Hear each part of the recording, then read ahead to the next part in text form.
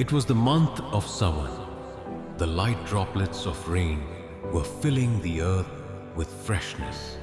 Greenery was spread all around, and the people of the village were busy in their daily work. In this season, Gautam Buddha was staying in a nearby village with his disciples. Buddha used to sit at the village square every morning and give deep teachings of life to the people who came there. His words, like a cool stream of water, would calm the minds of the people. Buddha.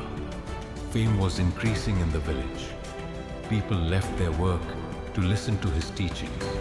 Some were inspired by his sermons and were changing their lives, while Buddha disciples stayed with him every moment, learning from him and experiencing his patience and compassion directly. But not everything that shines is gold. While Buddha teachings were being appreciated, there was also a person who could not accept all this. That person was very arrogant in his mind. There was a sea of jealousy and anger for Buddha. Who is this Tathagata to teach us? He said to himself, why are people running after him? He just knows how to trap everyone with his sweet words. But I will expose him. That person's name was Subandhu. He had a big name in the village, probably because of his money and power. But from inside, he was alone. His anger and arrogance had broken his relationships. His wife and children had gone away from him. His anger had become his biggest weakness. But he was not ready to accept it one morning when the villagers were gathering to listen to Buddha's sermon. Subandhu decided that he would insult Buddha in front of everyone. He had a plan in his mind while leaving his house. He said to himself, today I will break this so-called peace of his. Let me see how he answers my words. The village square was filled with people. Everyone was listening carefully to Buddha's words. Buddha was saying, the biggest enemy of a human being is his own ego. Until we recognize it, we cannot attain peace. As soon as Subandhu heard this, he clenched his fist. A wave of anger ran across his face. He quickly pushed through the crowd and moved forward. Anger was clearly visible in his eyes, but Buddha was sitting calmly, as if not even a breeze was moving on the surface of a lake. Hundreds of people had gathered in the village square. Buddha teaching was going on. His voice had such depth that everyone was listening in fascination. People were silent, as if time had stopped. Buddha said, the one who controls anger wins the greatest battle of life. Suddenly, Subandhu, filled with anger, came forward, pushing through the crowd. His face was full of boiling anger and bitterness. His voice echoed, Tathagata, who are you to preach us? Do you think you will come here and teach us how to live? Hearing this, everyone looked towards Subandhu. There was surprise and confusion on everyone's face. Ananda and other disciples were shocked. Ananda looked angrily at Subandhu, but Buddha was still sitting calmly, as if nothing had happened. Subandhu raised his voice further and said, your sermons are a show. You think you are great, but I have seen many monks like you who trap people in the web of words. You are false. His words were now becoming insulting. The people standing there felt uncomfortable. Ananda stepped forward and said, you do not know who you are talking to. Do not speak such words for Bhagwan Buddha. Buddha raised his hand towards Ananda and said, Ananda, stop. Everyone expresses their pain. Let him express it. Seeing Buddha, calmness, Subandhu started speaking even more harshly. See, this is your drama, pretending to stay silent and tolerate everything. But I know you are also afraid of me from inside. That is why you do not say anything. Right? The disciples were getting more and more angry. But in Buddha's eyes there was still compassion. He listened to every word of Subandhu patiently. There was neither anger nor discomfort on his face. When Subandhu saw that his words were having no effect on Buddha, his anger increased even more. He turned towards the crowd and said, "Look, this man teaches you to be calm, but he himself cannot do anything. This is all a show." People were afraid to say anything, but questions were arising in their minds. Why is Buddha not saying anything? Why is he tolerating this? Subandhu's harsh words continued. Every word was like a spark of fire being thrown at Buddha. But Buddha's patience was steady like a rock. Subandhu's sharp voice was echoing in the square. Anger, insult, and ego were clearly visible in his words. People were frightened. Disciples were angry. But Buddha was sitting calmly, like the wind flowing over a mountain, still deep and unaffected. Subandhu finished his speech with sarcasm and said, "Now what happened? Tathagata, why are you silent? Speak. Do you have no answer to my questions?" Buddha slowly raised his eyes. There was a smile on his face, a smile that could calm anyone. "Mind," he said in a calm and steady voice. "Brother, if I ask you a question, will you answer?" Subandhu, who was in the flow of anger, suddenly stopped. He was a little surprised, but keeping his tone sharp, he said, "Ask. Let me hear your question too." Buddha, sitting steadily in his place, said, "If a person gives a gift to someone and that person refuses to accept it, then with whom does that gift remain?" Hearing this question, Subandhu did not understand what it meant. He laughed sarcastically and said, "If someone does not take the gift, then obviously it will remain with the person who gave it." Buddha replied with the same calmness, "Absolutely right. You said correctly. Then you now think, whatever gift of anger, abuse, and insult you are giving me, if I do not accept it, then with whom will this gift remain?"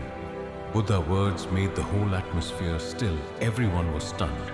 Subandhu, who till now was full of confidence, suddenly became silent. He lowered his eyes. Buddha continued his words, "Brother, anger and insult are also like a gift. It is the choice of the one who gives, but it is also the right of the receiver, whether to accept it or not. I do not accept your anger and insult, so it will remain with you." These words, spoken with peace and stability, went deep inside Subandhu. The crowd standing there also became completely silent. Ananda and other disciples were looking at Buddha, being impressed by his words for the first time. Subandhu felt something strange inside him. He could not understand what it was, shame, self-reflection, or something else. But one thing was clear. His words had no effect on Buddha. On the contrary, Buddha's words had created a storm inside him. When the morning sun had reached overhead, the silence spread at the square was not breaking. Buddha's words were still echoing in the air. Anger and insult remain with the giver. If they are not accepted, Subandhu was standing there. But now there was no anger in his eyes. He quietly lowered his head and walked back. There was silence in the crowd, as if everyone had seen a miraculous event. As people slowly started returning from there, a storm of questions started rising in Ananda's mind. He could not stop himself and came to Buddha and said, "Lord, I am not able to understand. That person was insulting you, saying abusive words about you, and still you did not say anything. You did not scold him, nor gave any reaction. Why did you do this?" Buddha looked at Ananda. There was a blend of compassion and patience in his eyes. He slowly asked Ananda, "If someone tries to make you angry, is it necessary for you to get angry?" Ananda replied with slight hesitation, "Lord, anger is natural when someone insults or speaks badly. But how did you tolerate all this?" "I became angry at that person." Buddha smiled. He signaled Ananda to sit near him. Ananda Buddha said, "Anger is not natural. It is a reaction, and every reaction is a choice of our own mind. If I had become angry at Subandhu's words, then I would have become like him. Do I want my mind to be affected by his anger?" Ananda listened carefully, but his curiosity did not decrease. He again asked, "But Lord, did you not feel hurt that person was criticizing you? Did you not feel that insult?" Buddha took a deep breath and smiling said, "Ananda, insult does not reach us until we give it space inside us. If someone brings fire and we do not give it fuel, will that fire burn? I only practice compassion, and compassion means understanding the pain of others." Subandhu's words showed his pain. He was fighting his inner struggle. Then why should I allow his anger to enter inside me? Ananda's face went into deep thought. He took a deep breath and said, "So does it mean that we should just tolerate every insult and criticism?" Buddha's smile became deeper. He looked into Ananda's eyes and said, "Ananda, tolerance is also an art, but its purpose is not just to tolerate. It makes us strong from inside, and when our mind is stable and calm, only then we can understand others.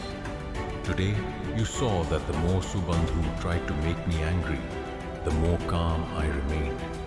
Do you know why?" Ananda only nodded in response. He wanted to understand. Subandhu was walking slowly on the village path. His steps were tired and mind restless. Buddha, calm reply, had awakened something inside him which he could not recognize. Anger, which had become his identity, for the first time felt like a burden. There was an old banyan tree away from the village. Subandhu went there and sat down. He clenched his fists and said to himself, "What is happening to me? I have always been right. People fear me. They respect me. But today, why did I feel that I lost in front of that Tathagata?" His ego was hurting him, but Buddha smiled, and his words were echoing again and again in his memories. If someone does not accept a gift, it remains with the giver. Suddenly, a restlessness appeared on Subandhu's face. He asked himself, "Is this anger, this bitterness remaining with me? Only I throw it on others, but maybe they never accepted it. Am I the one carrying its burden?" His eyes filled with tears. He looked around the rustling of trees, the chirping of birds. Everything was trying to calm him, but the storm inside him was not stopping. For the first time, he looked at his life. Why was I always angry? Why did I hurt everyone?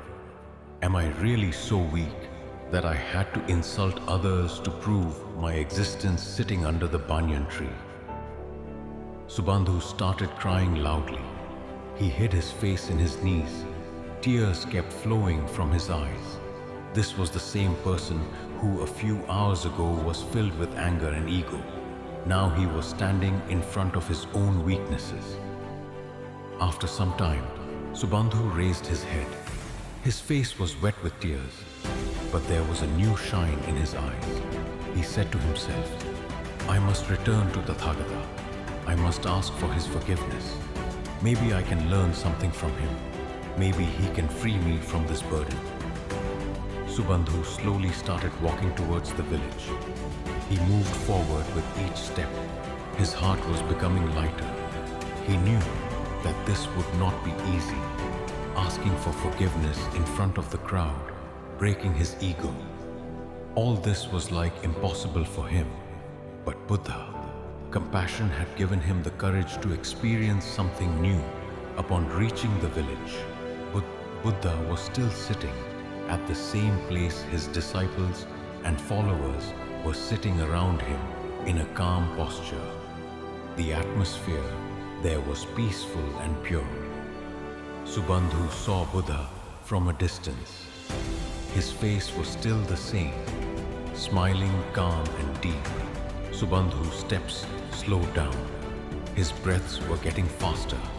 Am I worthy of asking for forgiveness? He asked himself. But then he gathered himself. If I do not go today, then I may never go. I must do this. Subandhu reached near the crowd and made his place. Everyone was surprised to see him. Ananda saw him, and there was surprise on his face. He has come again. What does he want now? Subandhu went near Buddha and said in a low voice, Lord, I want to say something to you. There was now a sense of shame in Subandhu's voice. He stood with his eyes lowered, as if searching for words to share the burden of his heart. But Buddha, calmness gave him strength. Buddha looked at him and then said slowly, Subandhu, you want to say something to me? Then say it. Your soul is now in deep reflection. You will have to complete the journey within yourself. There were tears in Subandhu's eyes, but he controlled himself. He slowly said, Lord, I feel disgusted with myself. The people whom I insulted, disrespected, they all may forgive me. But how will I forgive myself? I am not able to understand what to do. There was a pain in his voice that clearly showed his inner confusion. Buddha looked at him deeply. There was a gentle smile on his face, a smile of someone who can understand another pain. He said softly, your words, your anger, your ego, all these came from the darkness within you. But this darkness does not remain when you bring it out of your awareness. Subandhu lowered his head and Buddha continued, you think, how will you forgive your actions? But I ask you a question. Can you run away from your darkness? There was a movement in Subandhu's eyes, he thought, and then answered slowly, no, Lord, it is not possible to run away from darkness. I will have to face it. Buddha, eyes showed deep understanding. He said, exactly, that is the point. Subandhu, the darkness within you, your anger, your ego, your fear, all these are just the shadow of your soul. And one day, when you face it, this shadow will slowly disappear. Because light and darkness cannot stay together. Now there was a new wave in Subandhu's eyes. He was beginning to understand that he was only trying to run away from his inner darkness while he needed to face it. Buddha, understanding his thoughts, guided him further in deeper words. The pain within your darkness is not only yours. Everyone goes through it. When you understand your pain, you will also understand the pain of others. Your compassion will arise only when you recognize your inner wounds and try to heal them. A shine appeared in Subandhu's eyes. He slowly said, can I really change this, Lord? There was deep peace in Buddha. Eyes, he said, addressing him, this change is within you. Subandhu, you can begin by changing your thoughts, your actions, and your perspective. Change always comes from within. When you change yourself, the world around you will also change. Subandhu took a deep breath, and as Buddha's words gave him confidence, he felt that he could really change something. He was now ready to win the battle within himself. Subandhu had fully absorbed Buddha teachings in his heart. He had understood that his real enemy was not outside, but within him, his ego, his anger, and his hatred. Buddha guidance had inspired him for self-reflection, and now he was ready to start a new life for a few days. Subandhu completely changed his routine. He no longer got angry like before. He started trying to replace his inner unrest and hatred with peace and empathy. One day, when Subandhu was passing through the village market, he saw a small child sitting with a broken pot. The child was scared. There was fear in his eyes. Subandhu went near him and asked what happened. Why are you scared? The child said, trembling. I had to fix the pot, but I broke it even more. Now I'm afraid that people will scold me. Subandhu looked into the child's eyes, and for the first time, he felt that the child was facing the same pain that he himself had once felt. The child was also afraid of being insulted and judged for his mistake, just like Subandhu once feared. Because of his anger, Subandhu gently pulled the child close and said, Look, everyone makes mistakes, sometime or the other. This pot breaking is not a big thing. The real thing is what we learn from our mistakes. Hearing this, the child became a little calm, and Subandhu's words gave him some assurance. There was a true compassion in Subandhu's voice, which was the result of Buddha teachings. A wonderful change had come within Subandhu earlier. He used to make fun of others' weaknesses, but now he had started understanding the pain of others. He no longer held anger towards anyone, but now he started seeing compassion and understanding in every person. He was slowly changing. Now he was becoming with a new mindset. He had started facing every situation. Now he did not hate himself, but was trying to accept himself and improve. After a few days, another incident happened in the village. An elderly person in the village had some problem, and instead of helping him, some people were looking at him with contempt. Subandhu saw this, and without any hesitation, went to that old man. He helped him and showed everyone how a person's heart can become big if he understands himself and gives himself the opportunity to help others. The villagers were now seeing Subandhu in a new form. He was the same person who was once filled with anger and hatred, but now he had become a symbol of compassion and peace. Subandhu had now realized that real strength lies in coming out of the darkness within. His transformation was slowly bringing change not only in his life, but also in the lives of others. In the village, he was now fully ready to follow Buddha teachings. He had left his ego, and there was a new enthusiasm and peace in his eyes. That day was an important turning point in Subandhu's life. Now he had changed. He had realized the power within himself. He knew that peace does not come only from external circumstances.